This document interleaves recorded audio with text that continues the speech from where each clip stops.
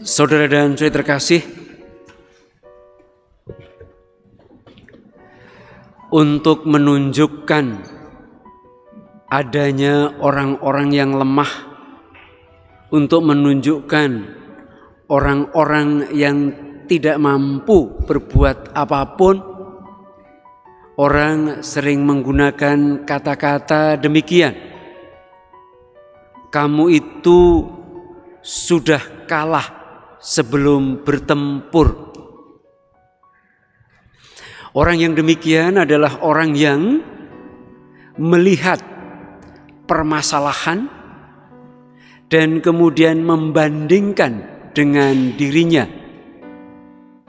Orang demikian selalu melihat bahwa permasalahan di luar dirinya sangat besar, dan ia melihat kemampuannya terlalu kecil, sehingga orang demikian menjadi ketakutan. Bahkan sebelum ia bertindak melakukan sesuatu, dia sudah kalah. Dia sudah merasa tidak mungkin untuk melakukan sesuatu itu. Sehingga tidak usah heran kalau keadaan bukan menjadi lebih baik, tetapi umumnya memburuk. Begitulah orang-orang yang kalah sebelum bertempur. Untunglah hal ini tidak terjadi pada orang-orang Israel ketika mereka harus berhadapan melawan orang-orang Amalek itu. Tentu saja mereka tahu dan sudah mendengar memang bahwa orang-orang Amalek adalah kelompok orang yang cukup kuat. Tentu saja mereka juga mengerti, mengukur kekuatan mereka sendiri. Tetapi berkat Musa dan juga kepemimpinan Yosua dan juga ada Harun di sana, mereka tidak putus asa atau kemudian merasa kalah sebelum bertempur. Mereka mulai melakukan sesuatu. Yosua diminta untuk memilih orang-orang yang akan bertempur. Tetapi tidak hanya membiarkan orang-orang kuat itu bertempur. Musa dan Harun pergi ke atas bukit. Selain mereka itu jelas menunjukkan kerjasamanya, mereka itu mau mengatakan bahwa kita membutuhkan kekuatan yang bukan dari kita sendiri, yang bukan hanya dari kerjasama, tetapi dari Tuhan itu sendiri. Diceritakan bahwa mereka tidak mudah untuk mengalahkan musuh itu. Bukan hanya karena mereka tidak kuat, mereka cukup kuat. Tetapi di sana betapa sangat dibutuhkan yang namanya kerjasama itu. Karena Musa pun akhirnya kelelahan, sehingga harus dibantu oleh yang lainnya juga. Dan lebih daripada itu, mereka harus melakukannya bersama-sama, sehingga kekuatan yang berasal dari Tuhan itu mereka dapatkan.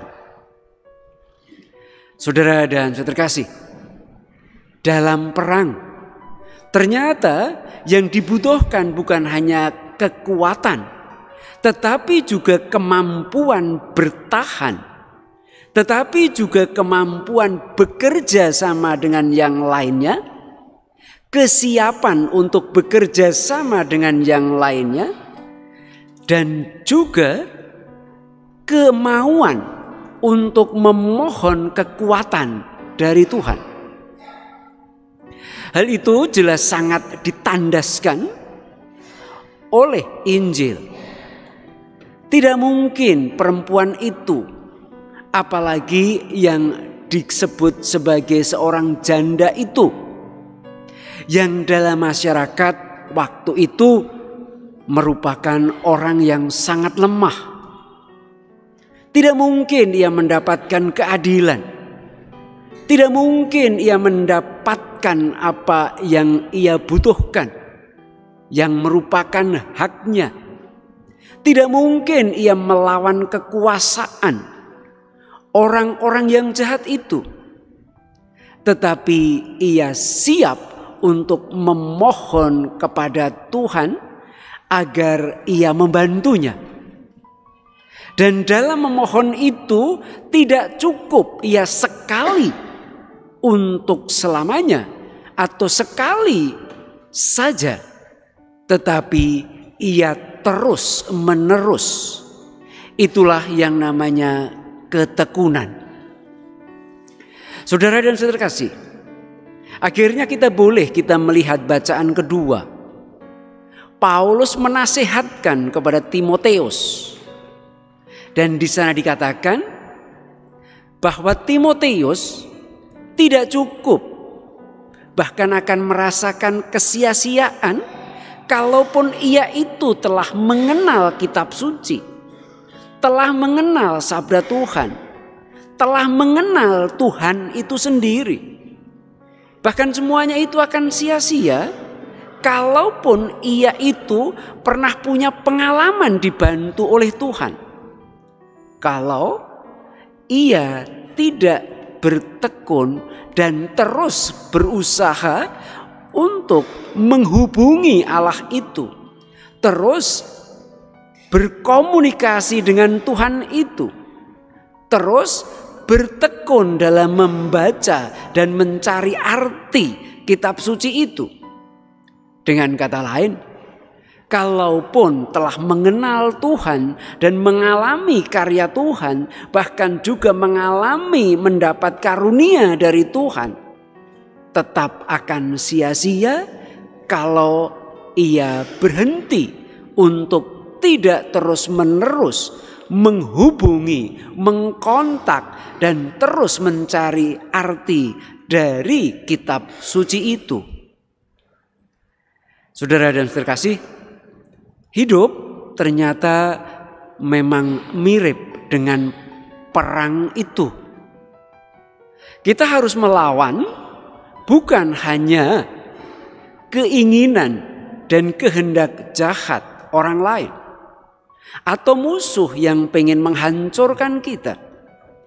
Tetapi kita juga harus melawan kecenderungan dan keinginan kita untuk kalah sebelum bertempur, untuk menjadi tidak berusaha karena terus-menerus dilingkupi dan ditakuti oleh kegagalan, sehingga kita menjadi putus asa sebelum kita melakukan sesuatu.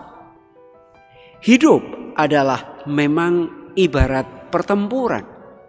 Di sanalah, saudara dan saudara kasih, tidak mungkin kita dapat mengalahkannya dan menjadi pemenang tanpa kemauan, kesiapan kita untuk bekerja sama dengan yang lainnya. Dibutuhkan kebersamaan, dan bahkan lebih daripada itu dibutuhkan ketekunan, upaya yang gigih, upaya yang terus-menerus untuk memohon kepada Tuhan agar Ia sendiri bercampur tangan dalam kehidupan kita. Saudara dan saudara kasih, Israel akhirnya memenangkan pertempuran. Kemudian Timoteus akhirnya bisa tetap setia sampai akhir hidupnya. Karena memang Allah bekerja, Allah siap untuk membantu, Allah akhirnya siap untuk memberikan apa yang perlu untuk memenangkan segala perkara.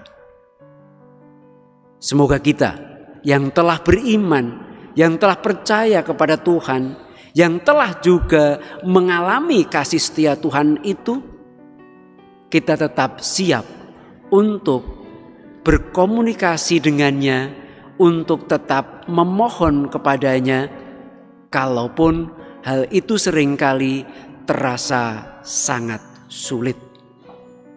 Hanya melalui ketekunan, kerjasama, dan campur tangan Tuhan, maka kita dapat berjaya mengalahkan pertempuran, memenangkan pertempuran dalam hidup kita.